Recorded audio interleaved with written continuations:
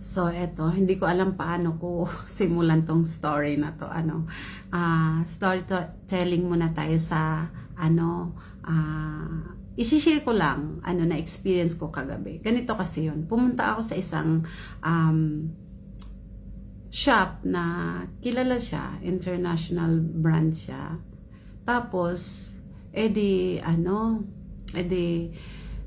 ugali ko yun na bago ako magsukat ng mga damit or sapatos, titignan ko talaga muna yung price. As in, pagka may nagustuhan akong bagay, items, ang una kong chinecheck talaga is yung price. Hindi ko muna i-check yung, maganda siya, ganyan. Hindi. I-check ko talaga yung price. Kasi nga, yung budget ko, ang tinitingnan ko kung afford ko ba siya. Bago ko siya isusukat. Kasi nga useless naman yung nagsusukat ako tapos hindi ko pala siya afford. So napagod lang ako, 'di ba? So ganito, pumili ako ng sapatos. Kasi nga maliit lang naman ang paa ko. Nag-check ako doon sa may kids section. Ngayon, doon sa may sapatos, may naka-insert doon na yung yung kulay itim na plastic na isusuot siyang ganun para yung display ng sapatos hindi siya lulubog, yung maganda siyang tingnan. Okay, sa display. Ngayon, tinignan ko talaga, as in naka-indicate talaga doon yung price niya. As in nakalagay talaga siya. Nakalagay yung price niya. 139. 139 yung price. As in, nakalagay talaga siya. Ito. Yung nasa display, so syempre, ayoko siyang isukat sana. Kasi nga, kumbaga, display yun eh. So, gusto ko sana yung bago talaga. Pero ganun pa man, nung tinignan ko kasi, nandun nga talaga yung price, kinuha ko pa rin siya. Kinuha ko siya dahil nga nakikita ko na kasya siya sa paa ko. Kasi nga estimated ko naman pa. Tapos tinignan ko nung kinuha ko siya, hinugot ko yung plastic na nakalagay na doon nga nakapatong yung price na 139. Hinugot ko yon. Tapos inilapag ko kasi di ba may upuan naman doon. So umupo ako. Ngayon, ifinit ko siya.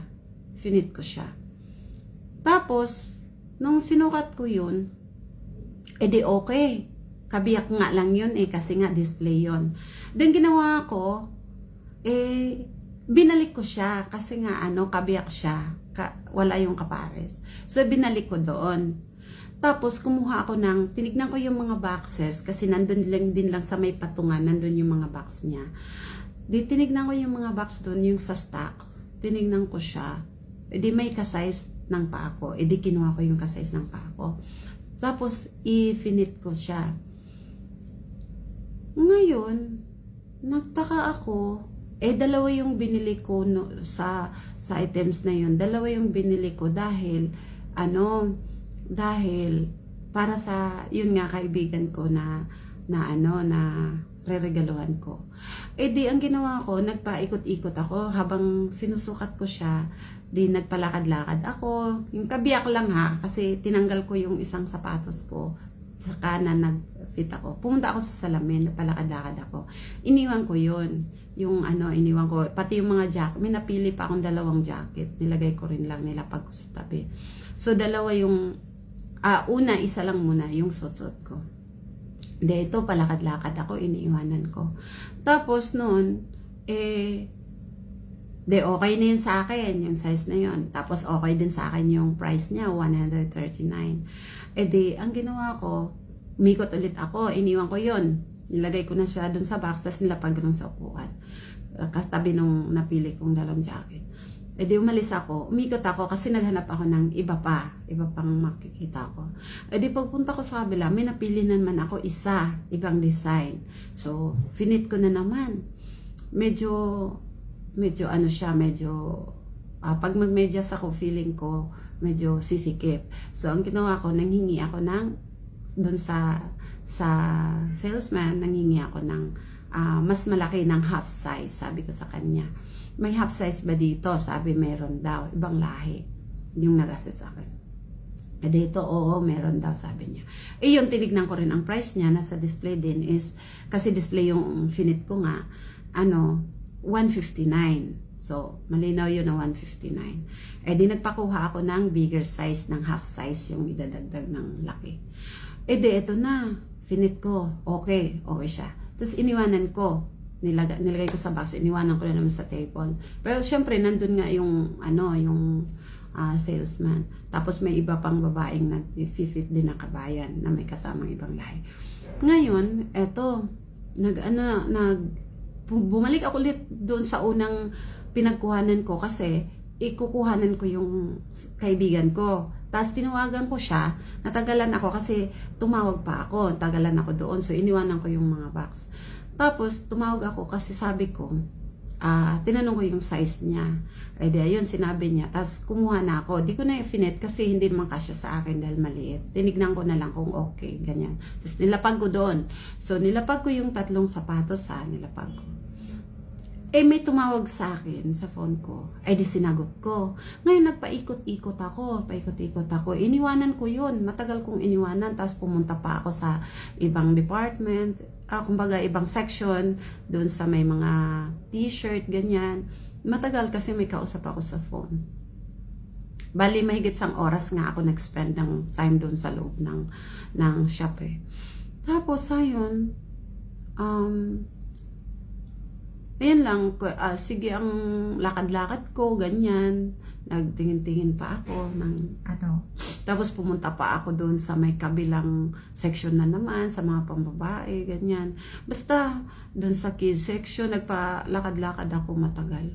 Ang pinagtataka ko guys, eto na, nung magbabayad na ako, binalik ko pala yung isang jacket na kulay maroon kasi nga, naisip ko na lang na instead na jacket ang regalo ko sa kaibigan ko, ano na lang, sapatos para parehas kaming dalawa. Kasi nga, dalawa yung binili ko na magkaparehas. Di ito, nung dinala ko na sa counter, nagulat ako. Bakit nag-iba yung presyo? Yung dalawang tag 139. Kitang-kita ko talaga. 139 talaga yun. Tapos, naging 159 na. May bagong patak na dun sa sa box. May bago nang nakadikit na 139.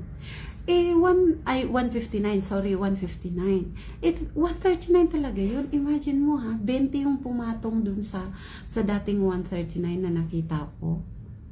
Kasi nga, sa kids yun kids section yun. Kasi nga, maliit lang din yung paa ko. Kaya sa kids section ako kumuha. Ayun, tsaka yung design, gusto ko naman yung design. Actually, before pa, nagtingin na talaga ako doon Makailang ulit na ako nagtingin doon. Since nga marami pa akong shoes, kaya hindi ko binili noon. Pero 139 talaga yun. Tapos, bakit nung nasa counter ako, naging 159, tapos dinikitan na yung box ng shoes ng 159. Tapos, ayun nga, diba dalawa yun na pinatungan ng 30-20, 40 yung naipatong sa akin. Ang laki. Hanggang sa makauwi ako dito sa bahay, iniisip-isip ko talaga na bakit ganon, biglang nagbago yung price agad-agad. 139 talaga yung nakita ko. As in, nakita ng mata ko yun na 139. Ang laki kaya nung naipatong, 40 dirhams din yun. Diba? Nakakaloka din. Tapos, sabi ko dun sa ano nangyari? Sabi ko dun sa counter, bakit naging 159 ito? 139 to nasa display, sabi ko. Tapos sabi niya hindi, baka mali lang po yun, sabi nung lalaki, ibang lahi. Maybe it was by mistake, sabi niya. Sabi ko, no, I saw it. Sabi ko, I saw it. It was 139. It's on display. Sabi ko, I saw it on display, 139. No. Sabi niya, it's 159. Sabi niya, I will check also in the system now. Sabi niya. Tapos nagtaka talaga ako, promise. Siyempre, kung kahit i-check niya, kung i-scan niya yung dinikit na sticker doon na bago sa my box, siyempre, lalabas talaga kasi yun yung may barcode Lalabas talaga sa system ng 159. Diba? Minsan nadadaya din sila. Ang sakit kaya ng loob ko. Naiisip ko, kahit naman kasi ipalit ko ngayon, mahal na, yun at yun pa rin yung price pag ipapalit ko. Diba? Sayang. Nainis